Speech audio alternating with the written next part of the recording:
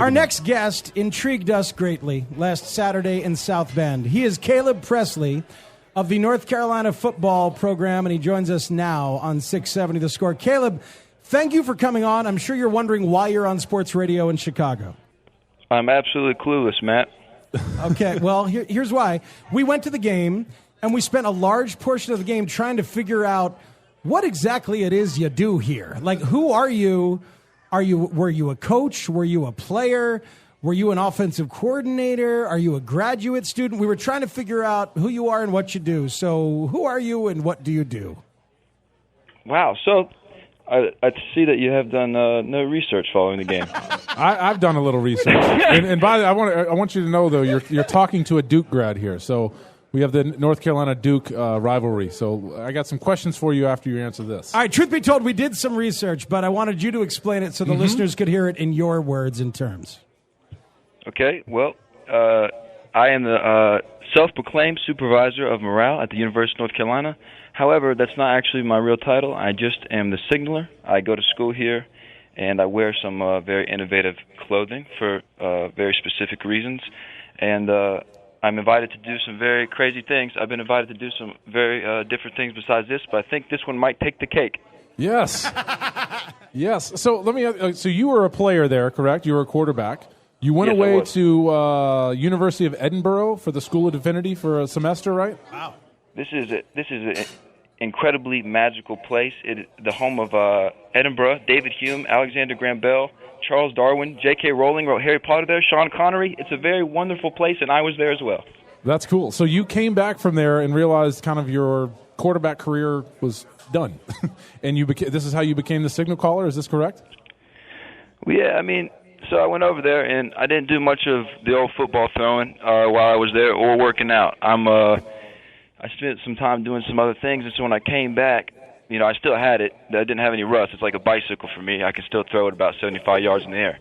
But, you know, for whatever reason, me being fashionably late / completely missing all spring practice didn't go over well with the coaches.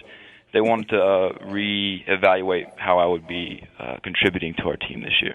We thoroughly enjoyed the offense of your North Carolina Tar Heels. That's an incredibly fun, interesting offense and all this stuff. So much of it worked against Notre Dame, could have easily won that game. When you are signaling things in, we were trying to figure out, Caleb, if you are actually signaling things in or if you are a decoy, because if we're watching you, that other team is watching you trying to figure stuff out as well. Yeah, I noticed that. Did you notice on most of our touchdowns that all their defensive players were watching me instead of the ball? I saw that Matthias Farley and that Ben Council, both of them from North Carolina, and they were both looking at me the entire time. They were to blame for all 43 points. How did it come about that you would wear the NFL? So listeners don't know that he wears an NFL jersey of a North Carolina grad, correct? So the offense can recognize you or see you on the sideline. Yeah, it's for a couple different reasons. One, you know, I brought the idea to Coach Fedora in training camp, and what he said was, I said, Coach Fedora, I got a really good idea for you. And he said, you know what, Caleb, I ain't got time for that right now. I'm in the middle of training camp. So what I did was I called a secretary, and I made an appointment with him. It turns out he did have time. So I came to the appointment 2 days later, even though we were in the middle of training camp, presented it to him, and it actually went well. And so now I do it so the players can see me, one. Two, we pay homage to the legends. We got a lot of very, very good football players that come out of this university, and we pay homage to them. And three, the other coaches, they look very good on the sidelines, but if Mannelly and like the St. Lunatics are going to do a sequel to one of their more popular music videos, I doubt that they would be invited to make a cameo like I might be. Really? That's some breaking news right here. You might be invited to do that with Mannelly? You know, if Mannelly were to do maybe tip drill again, I doubt he would invite Coach Fedora. It's more likely that I would be invited. That's all I'm saying. I agree with you. So here's the thing. You looked as unique as anyone we have ever seen on a football sideline, pro or college, and it was really enjoyable. So Larry Fedora must be a pretty cool, laid-back head coach. The first thing you said about being cool is absolutely 100% true. Laid back, I think you might be pushing a little bit. Okay, but he's cool. He's imaginative. He's inventive, it seems, with the offense and with your existence. Coach Fedora actually has nothing to do with my existence. I have to attribute that to my mother and father. But he is very cool, and I do like him, and he is very welcoming of my ideas. That's outstanding. So your jersey this week, do you reveal it on game day? Do you let guys know early in the week, or can you let us know what you're going to wear this week? Yeah, I can't tell you anything, especially because most of the people in Chicago, I doubt y'all even watch our game. Y'all don't even know who we're playing. Who are we playing? Do you even know?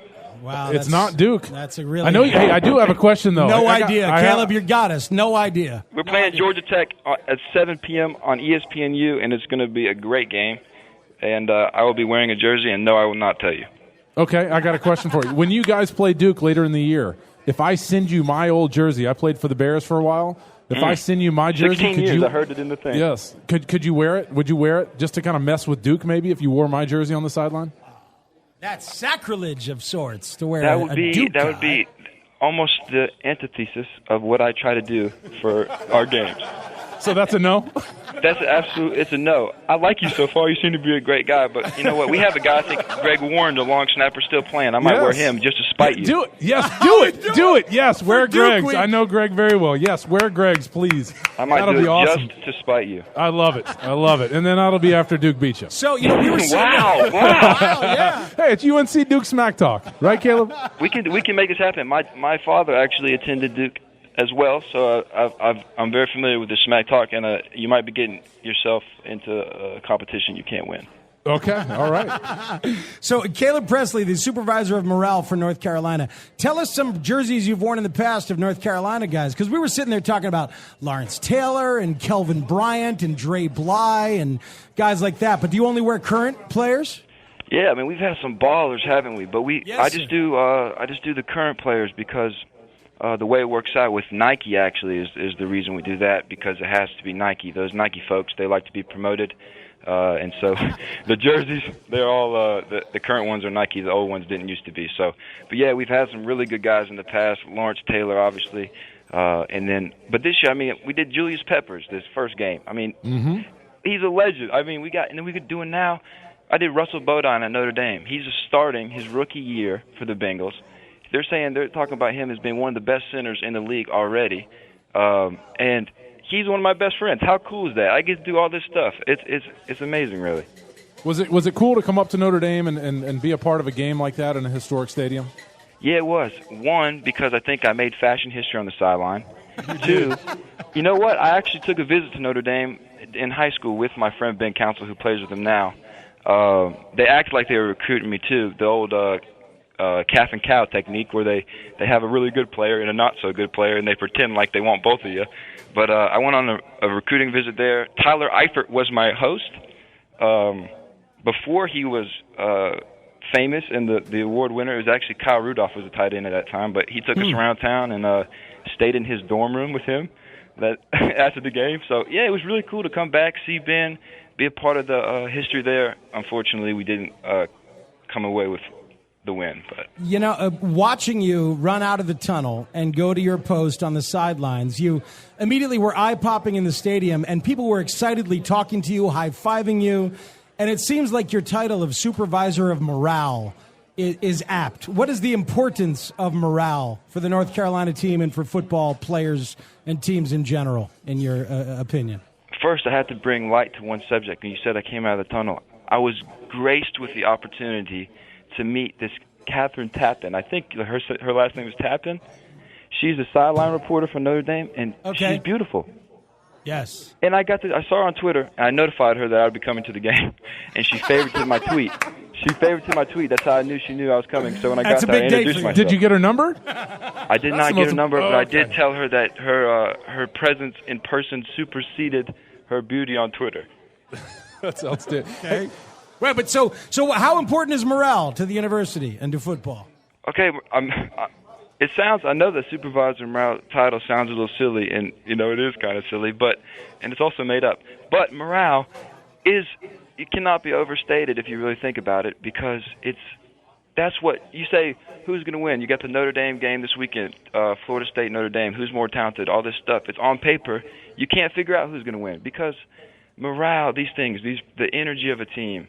This is what underdogs. That's how they win. It's everything in football, and really, it's everything. Not to sound too philosophical or too deep, but really just your morale and how you carry yourself. And if you're able to, I like to try to be a thermostat rather than a thermometer. I'd rather, you know what I mean? Try to, No. yeah. You don't know what I mean. Have you ever had a thermostat? Have you used one? Or maybe it's too fancy up there in Chicago. Tell me, what's the difference in thermostat and thermometer? Tell me. No, because you're I'm measuring pretty the sure, room? unless I've completely messed this one up, I'm pretty sure a thermostat is what sets the temperature. A thermometer measures it.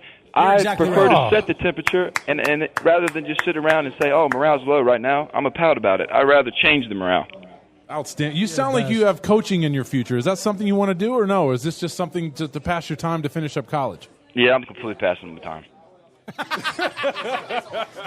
Hey, Caleb, we've really enjoyed getting to know you, man. Thanks so much, man. Thank you, dude. And maybe we'll talk again because we really enjoyed you, and now that we know you and hear you, we enjoy you even more. So thanks, okay? Yeah, it's great. It's great to be on, and maybe this Duke game, whenever I wear Greg Warren's jersey, maybe we'll get something special figured out for you, and I'll get back to you about that. Awesome. Please do. I'll be tuning in, and good luck against Georgia Tech this weekend. All right, bye, great city of Chicago. All right, you're on the see you, Twitters, right? Caleb, what's your Twitter handle, man? Oh, I am on the Twitter. It's Caleb, CALEB, _ Presley, PRESSLEY. Caleb Presley without the underscore was taken by somebody I don't even know. How dare he? All right, we got you. We'll find you. Thank you, Caleb. I appreciate you guys. See you, He's bud. the best. That is the supervisor of morale for North Carolina.